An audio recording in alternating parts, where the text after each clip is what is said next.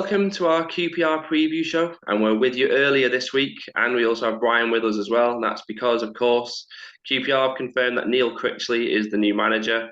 We'll be discussing that first, and then we'll be previewing the upcoming trip to Preston. Preston are the last team for us to face this season as we hit the midway point of 2022-23, and it'll be Neil Critchley leading us through the second half of the campaign. Is he the right choice, Brian? Oh, start with me then. Okay. I think he's the one of all of those that were on offer. I got the impression anyway that I would have picked. So for me, the answer is yes. Dave?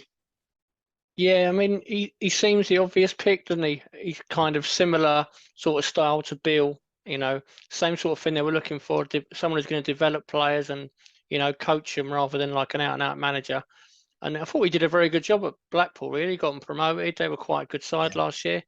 But it's hard to say, isn't it? It's how we looked at the start of the season, how we looked 3 or 4 weeks ago compared to how we look now is very different. So it's a very tough job he's coming into. Yeah, I mean, I've seen a few comments that it's not a particularly exciting appointment, but I think it's like an old cliche, but we just need to judge him on the results. Everyone will be a fan of him if we can get some results on board in the next few games. It all comes down to that, really, doesn't it? Yeah, I think everyone's going to be a little bit hesitant, aren't they, because of what's just happened with Bill going. No one wants to jump on the bandwagon straight away and say he's going to be brilliant. But I think if he'd come in the summer, everyone would be quite excited by it. He did a good job at Blackpool last year. He's the kind of manager that we say that we want. We want someone who's going to develop players, bring them through the likes of Willock and make them better players. And they were a very front foot team, I thought, at Blackpool, really attack inside. When we played them up there last year, they absolutely tore us apart. God knows how we got a draw out of that game. We were really lucky. Hopefully you bring some of that to us because, we do look a bit dour at the moment.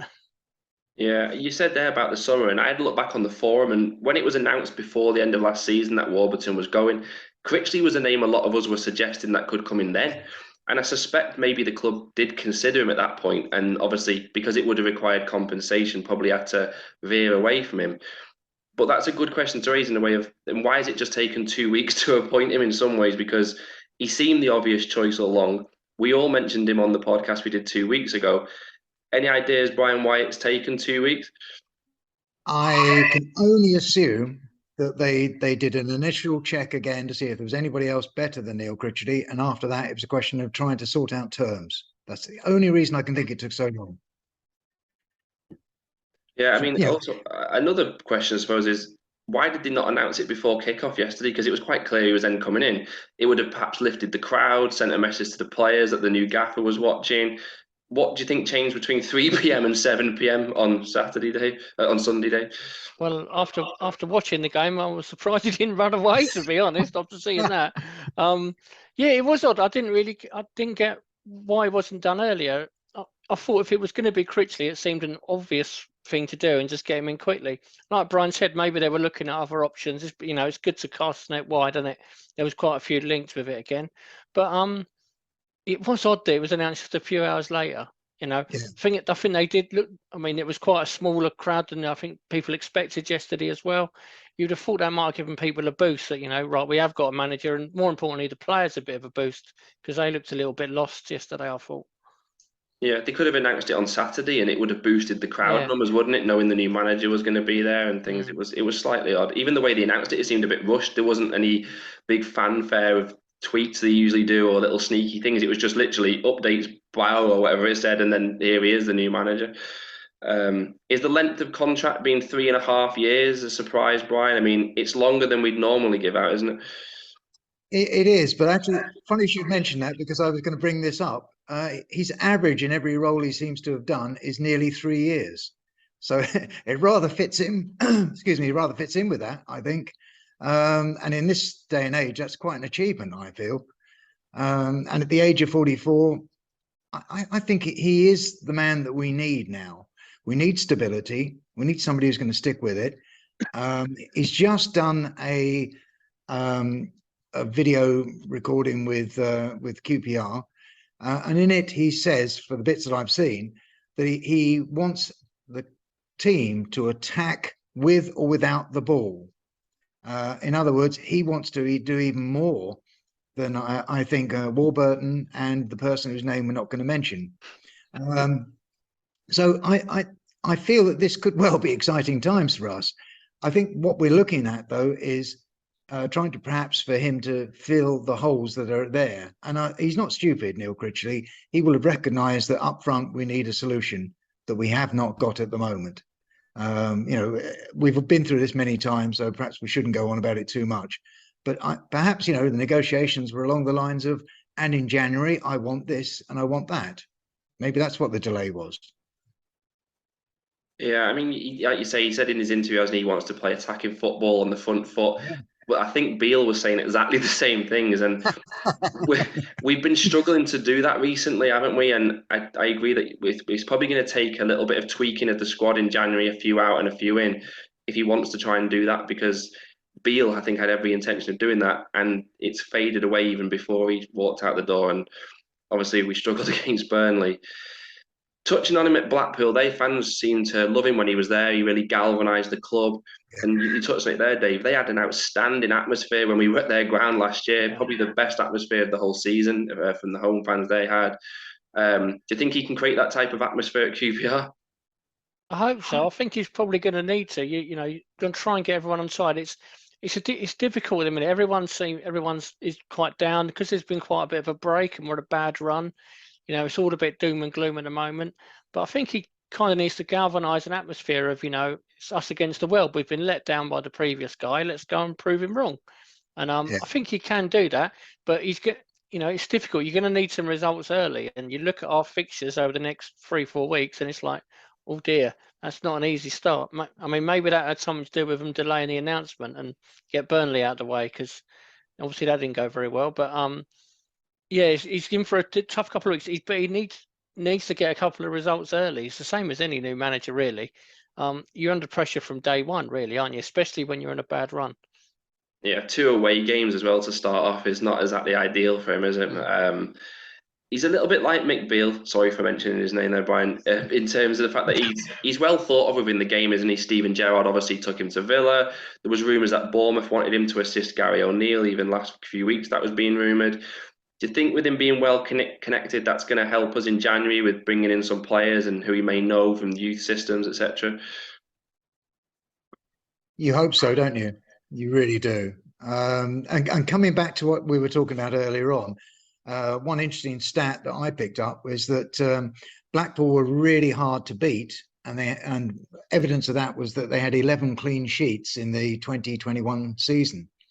So if he can instill that, get back to where we were before, because to be honest, when we were riding high, the defence was looking good, and everybody was saying all the problems that we had before with the defence no longer exist. Now we can focus on the attack. At the moment, you'd be hard pushed to say which needs fixing first. Yeah, you're quite right. I mean, from what I've read, he's a manager who will look at the opposition and maybe come up with a different system that game to play that team. Whereas obviously at the moment, or in the last 2 months, it's been that teams have kind of found out how to play against us. Be interesting to see if he does do that and tweaks his system match to match. And so whether he's going to have time to do that with his first few games, because they're going to come thick and fast, especially those Christmas ones. I don't envy him in that position with those games, like you said, Dave. In summary, I just feel like this appointment needs to go well for QPR. Again, Dave, you touched on it. There's a bit of a downbeat mood around the club at the moment, and the feel-good factor we had 2 months ago is just completely gone. I sense that post-COVID desire from fans to get to games has faded somewhat as well. Lots of fans leaving early, switching off early against Burnley. The club need the fans to be there and attending the matches. They need this appointment to work out, don't they? Oh, definitely. Yeah, this one needs to work. I think they got it right in the summer. I mean, Beale did come in and do pretty well with us, and he's obviously gone on to another club, a bit quicker than we'd hoped he would. So hopefully they're on the right lines of what they're doing. But it needs to go right, like you say. The crowds are dwindling a little bit. I mean, it was yesterday I think was a bit of an exception. It was an early kickoff on a Sunday. The World Cup's on. And it was on Sky. And it was on Sky, so probably put a lot of people off. There was a lot of train. I think there was a train strike as well over the weekend, so that's going to affect it. But you get those sort of problems quite a lot with us, don't you? We're on Sky quite a lot, So if we're playing attacking football, results are coming. The ground will be full, and I think everyone will be excited by it. Yeah, it just all comes down to results. I mean, that's football at the end of the day, isn't it? If he gets the results, the crowd will be flocking back. It's how it was 2 months ago, and I'm sure it can be again. Fingers crossed. We'll try not to dwell on the next topic for too long. Let's have a very quick look back at the abject performance against Burnley. The players certainly didn't play like they were trying to impress any potential new manager, were they, Brian? No, I really didn't enjoy that at all. And I understand why some people on the forum are saying, that's it, I've had enough, I can't watch anymore, it's too painful. I really understand that. And the Hoops and Dreams people are normally really supportive, so it was a real shame. If you look at the shots on target, I think both sides had the equal number, but Burnley managed to get, shots, 9 shots each, but Burnley had 7 of theirs out of the 9 on target. We managed a measly 2, and if I remember rightly, one of those was so soft, even I could have caught it. No, it wasn't good. Possession, we were not that far off, but possession means nothing if all we're doing is moving it around in our own half, which is what we spent a lot of time doing. And there was not enough movement, not enough creating of space by the people in front. So the poor old centre-backs were just going backwards and forwards. And a lot of it has got to do with what you were talking about, James, about the fact that teams have got us sussed out to some degree. They know what we're going to try and do, and they know how they can counter us. So Neil Critchley is going to have to come in and perhaps think about some different ideas against different sides. That's all I can think of. Yeah, I mean, you're right there to raise the stats. If you just looked at the match stats, you'd think, how have they lost 3-0? Because it's not too dissimilar. But to me, I know there were some questionable decisions, but Burnley were cruising. Yeah. I mean, it was quite alarming to me how far second best we were, Dave. I mean, I don't know about you. Burnley weren't even out of second gear and did win 3-0. Yeah, I thought we were awful. Absolutely awful. I mean, we just stood off them and let them play. Burnley are a good team. We spoke about it last week. And we just went, there you go, do what you want. And then when we did get the ball, we just give it back to them straight away. It's like, first half, it was absolutely poor performance. They were just terrible. And, you looked at Burnley, every time one of their players got the ball, they had 2 or 3 options. There was movement all over the place. We got it, and the only option was to the other centre half or back to the goalkeeper. It was really poor. It got slightly better when he brought Shadipo and Adoma on. We were a bit more direct second half.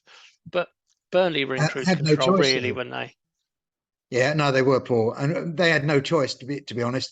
By then we were 2-0 down, so I mean they had to go for it. Dunn's header back to Dieng at the end for that 3rd goal.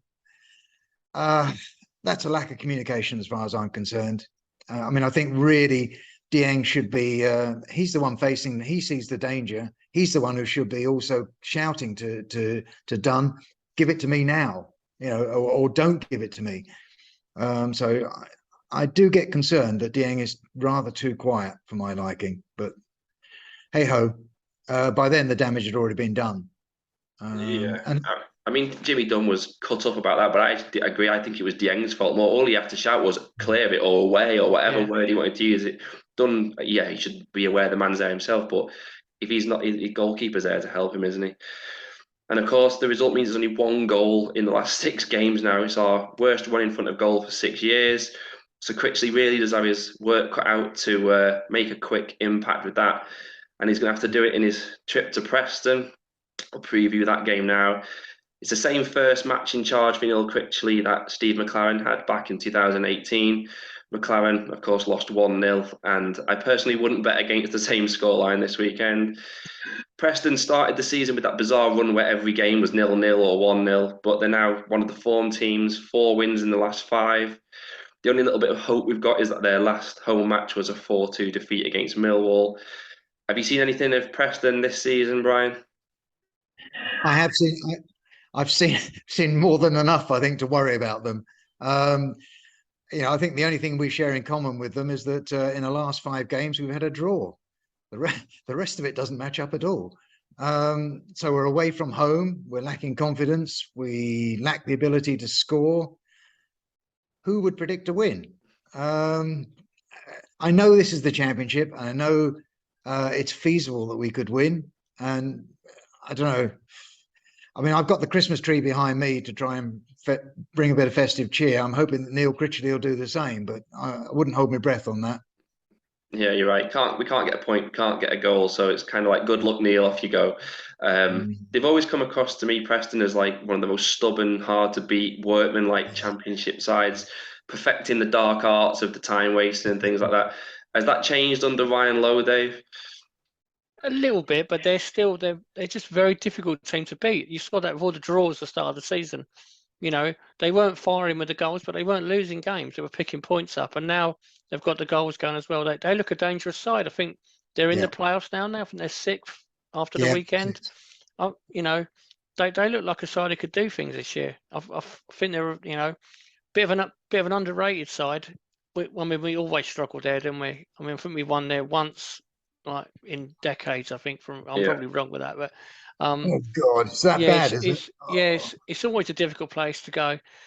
You know, you never know. So manager's first game in charge, so you know, you never know. There might be a miracle, but I'm not hopeful on this weekend. Yeah, you're right on the stats. It's one win at Preston since 1980, and that was the Abere inspired win back in 2020. And you wonder who's going to inspire us this time. And I suppose that brings us on to QPR. We know Ilias Chair is going to be missing again. I mean, Stefan Johansson, he's the other big question mark as he was last week. I mean, with every passing game, it's becoming clearer and clearer that he's the key ingredient in this team, isn't it, Dave? Yeah, I mean, for the weekend, I just think we're just too easy to score against them. I'd go back to a back three for this weekend. Try and get Dickey back in. Try and be a bit more solid. You've got the two wing backs that can, when they're the full backs that can play as wing backs, and you're missing Chair, so you can't really play the two number 10s anyway. I'd try and be a bit more solid, a bit hard to beat. You know, if you can go up there and get a draw, brilliant. You know, I know he's talking a lot about wanting to play front foot attacking football, but you want points on the board really. And you know, I wouldn't be surprised to see him like bring Dickey back. I don't know if Balogun's still injured. Maybe he can come in if he's not. But yeah, I would prefer to see us go to a back three at the weekend. I just think we're so open at the minute, and you know, we've spoke before. We don't score that many goals. You can't concede 1-2 goals a game. You're not going to get anything if you keep doing that. Yeah, I completely agree with the idea to go with three at the back. I feel we need Dickey in the team anyway, even if we're playing two at the back. I still don't understand why he's not playing. We've discussed it before. He's one of our most sellable assets. Yes, he's been a little bit out of form, but he's not going to get it back sat on the bench, is he? The other key man, obviously Chris Willock, still definitely didn't look right to me against Burnley. There was one incident where the ball was just out of reach and he didn't seem to want to stretch his leg to like tow it away. And it's almost like maybe it was because it was so cold and obviously you can get injuries a little bit more. But do you believe him coming off was tactical, like they said, Brian, or do you think he's still carrying an injury? I do. I think you could probably take 6 of those players off and it not make much difference, to be quite honest with you, on that performance. I think that Chris Willock was brought off because of a niggle of some shape or form. I mean, I think in a way you look at the way we played against Burnley, and you'd have to say Paul Hall did his best, and whether team selection was wrong or whether the tactics were wrong, I just don't know. But I think that just proves how difficult it is to set the team up to win or at least not lose. And therefore, Neil Critchley is going to have exactly the same problem come Preston.